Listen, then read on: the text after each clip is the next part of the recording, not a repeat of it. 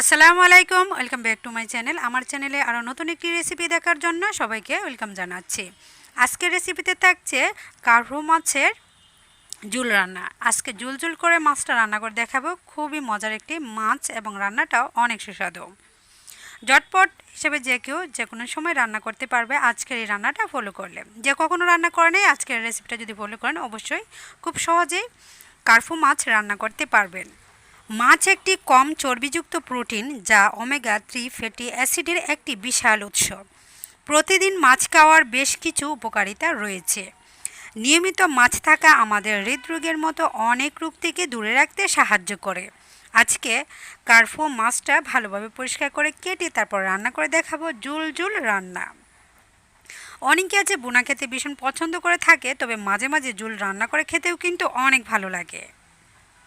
এই প্রোটিন আমাদের দৃষ্টিশক্তি এবং মস্তিষ্কের সুরক্ষার জন্য খুব সহায়ক। যেহেতু আমরা সবাই জানি যে খুব বেশি কিছু খাওয়া আমাদের স্বাস্থ্যের জন্য ঠিক নয়, কিন্তু সঠিক পরিমাণে খাওয়া আমাদের শরীরের জন্য ক্ষতিও করবে না।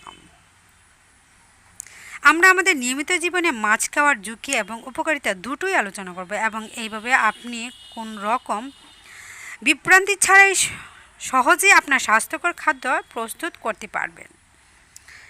মাছ খাওয়ার উপকারিতা হচ্ছে অনেক। প্রবণতা কমায়, হৃদরোগের প্রবণতা কমায় মাছ খেলে। ভালোভাবে ছুলিয়ে নিয়েছি, এখন আমি চাকচাক করে কেটে নিব। আমি আমার পরিমাণ করে ছোট ছোট করে পিচ করে পাতলা করে কেটে নিচ্ছি।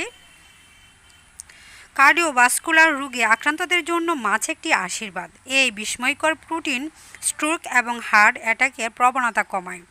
আসলে এটি কোলেস্টেরলের মাত্রা কমিয়ে দেয় এবং ধমনী এবং শিরাগুলিকে প্রশস্ত করে, যা রক্ত জমাট বাঁধতে সহায়তা করে।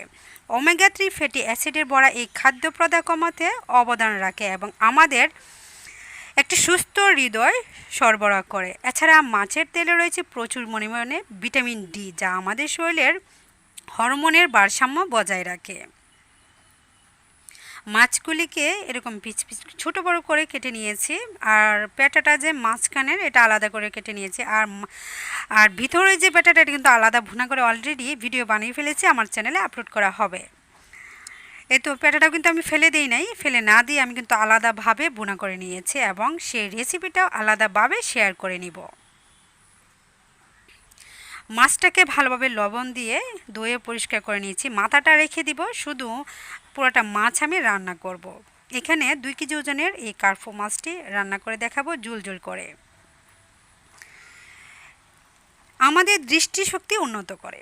এর গবেষণার উপর ভিত্তি করে মাছ আমাদের দৃষ্টিশক্তি এবং দৃষ্টিশক্তি উন্নত করতে সাহায্য করে। Omega 3 fatty acid, magnesium, potassium, calcium এবং অন্যান্য অনেক কিছু ধারণকারী মাছ আমাদের মস্তিষ্ক এবং চোখের উপর ইতিবাচক প্রভাব ফেলে। মাছের মধ্যে উপস্থিত ম্যাগনেসিয়াম আমাদের পুরো শরীর জুড়ে তরলের একটি কার্যকর এবং সঠিক সঞ্চালনের দিকে পরিচালিত করে। কার্ভো মাছের ঝোল রান্না করার জন্য মাছটাকে কেটে আলাদা করে নিয়ে ধুয়ে পরিষ্কার করে নেওয়ার পর এখানে পেঁয়াজ কুচি আর কাঁচামরিচ কুচি করে নিয়েছি। পেঁয়াজি পরিমাণ বোনার সময় আপনি এর চেয়ে বেশিও দিতে পারেন, তো আমি আমার পরিমাণ মতো করে দিয়ে রান্না করে নিচ্ছি। তো পাতিলে পর্যাপ্ত তেল দিয়েছি, হাফ কাপ পরিমাণ তেল দিয়েছি। যেহেতু এখানে আমি 2 কেজি কার্ভো মাছ ঝুল রান্না করব, হাফ কাপ পরিমাণ তেল দিয়ে তারপর হাফ কাপ পরিমাণ পেঁয়াজ কুচিও দিয়ে দিয়েছি। এখন সবগুলো মশলা স্বাদ মতো দিয়ে দিচ্ছি। মরিচের গুঁড়া, যদি আপনি জাল বেশি খেতে চান তাহলে মরিচের গুঁড়াটা বেশি দেওয়ার চেষ্টা করবেন, আর যদি জাল কম খেতে চান তাহলে কম দেওয়ার চেষ্টা করবেন। জাল কম খাওয়াই ভালো মাছ রান্না করার ক্ষেত্রে, তাহলে শরীরের অনেক উপকারে আসে। অল্প অল্প সব মশলাই খাওয়া ভালো। মশলাটাকে তেলের পেঁয়াজের মধ্যে ভালোভাবে কষিয়ে নেওয়ার পর মাছগুলিও দিয়ে দিচ্ছি, তারপর হালকা একটু নেড়ে ছেড়ে দিয়ে তারপর পানি অ্যাড করে নিচ্ছি। এটা বেশি নাড়াচাড়া দেওয়া যাবে না, তাহলে কিন্তু মাছটা ভেঙে যাবে। তো চুলার জাল কমিয়ে আমি আস্তে আস্তে নাড়াচাড়া দিয়ে নিচ্ছি। যখন বলক চলে আসবে তখন কিন্তু জোরে জোরে নাড়া দেওয়া যাবে না, বোনা বোনা যখন হয়ে যাবে তাহলে মাছের পিচগুলি ভেঙে যাওয়ার সম্ভাবনা থাকে। সেই জন্য আলতো হাতে আস্তে আস্তে ঝুল দেওয়ার পর একটু নেড়ে ছেড়ে দিচ্ছি, যেন নিচের মশলাটা উপরের দিকে উঠে আসে এবং পেঁয়াজের পিচগুলো উপরের দিকে ভেসে থাকে।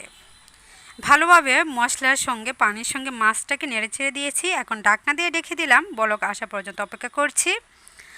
আর রান্না করার সময় কোনো পানি প্রয়োজন নেই দেওয়ার, কারণ যতটুকু প্রয়োজন ততটুকু দিয়ে দিয়েছি একেবারে। আর দিয়েছি আমি কাঁচামরিচ বলক আসার পর। আর ধনেপাতাও আমি দিয়েছিলাম কয়েকটা। ধনেপাতা দিলে খেতে অনেক ভালো লাগে, ঝুল ঝুল তরকারি। আর উপরে হওয়ার পর প্রায় 15 মিনিট এটাকে জাল করে নেওয়ার পর ঝোলটা অনেকটা কমে গিয়েছে। আর উপরে জিরে গুঁড়া দিয়েছি ফ্লেভারটা ভালো আসার জন্য আর কালারটা সুন্দর দেখার জন্য। ঠান্ডা হলে আর একটু ঘন হবে ঝোলটা। তো রান্না একেবারেই কমপ্লিট। কেমন লাগলো আজকের এই রেসিপিটা অবশ্যই কমেন্ট বক্সে কমেন্ট করতে ভুলবেন না।